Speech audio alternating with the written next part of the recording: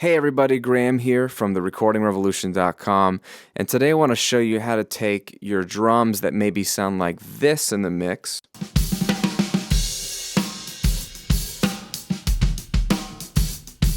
and make them sound like this.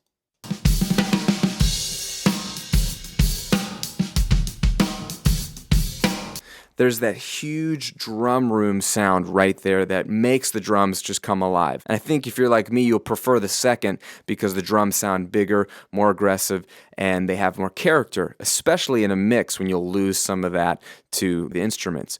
But what do you do to get that sound if you don't actually have a room mic? Or if your drums weren't really tracked in a massive drum room that has that character? Well, one thing you can do is exploit things like your close snare mic with some heavy compression. So what I've done in this track is actually all I've got is a kick, snare, 3 close tom mics, and a pair of stereo overheads. And by themselves, with a little bit of EQ and compression on each track, that's what they sound like this.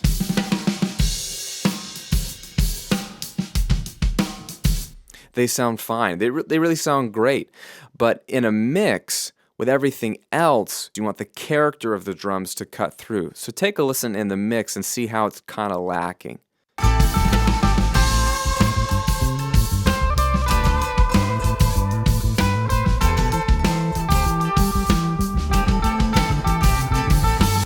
It's fine, but if you bring back in the compressed sound that I have,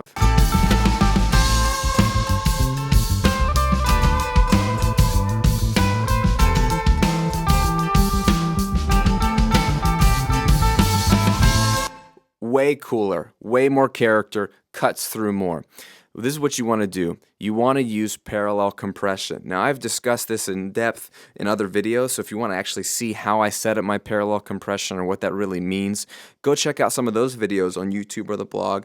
But in essence, we're going to take a copy of tracks like kick, snare, maybe toms, and bust them to their own track where I'm going to heavily compress them, really exploit them, to reduce a lot of the dynamics but feature a lot of the energy in the tracks, and you can blend that in with the unaffected drums. And what we're doing in parallel compression that we're hearing, that we're liking right now, is there's a little bit of room sound on the snare drum by itself. And let me mute the parallel compression, just solo the snare. Take a listen to just the snare mic. It's just got a channel strip with a little bit of compression.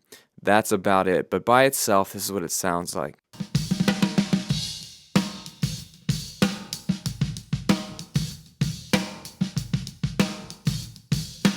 A little bit of ring, a little bit of snare ring. You bring in the parallel compression, and this is what you get.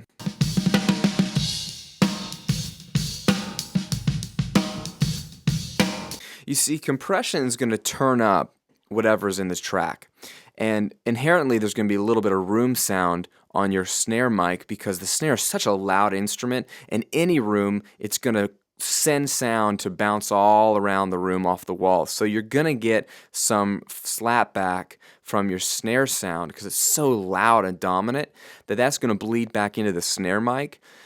If you really compress that, like I have on a parallel compression bus with a 20-to-1 ratio slamming it here with the 1176, then you're going to, in essence, turn up that mic bleed. You're going to turn up that room sound, for better or for worse. And in a lot of situations, not 100% of the time, but in a lot of situations, that is a very pleasing sound. And in this example, we turned up some of the room ring that's really aggressive on the snare drum, and just by bussing the snare to some parallel compression down here, along with it being in the regular drum bus, we're basically turning up some of the sound of the room that wasn't captured with a room mic well. They even sent me room mics that had captured the room, but they didn't sound anything like that snare mic bleed. And that snare mic bleed is awesome. So using a little bit of compression and blending that in with the normal snare drum sound, not compressing the crud out of the actual snare drum track itself. This is just some light compression. You don't want to really squash the actual drum. You just want to send a copy of it and squash that. And then you have that on a separate fader to blend into taste.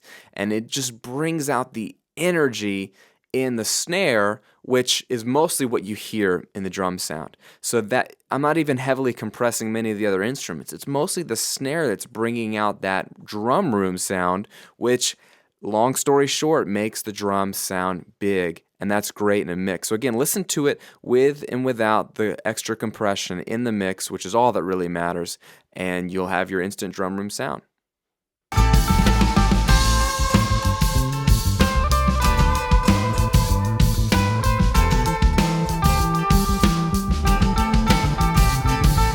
Versus taking it away.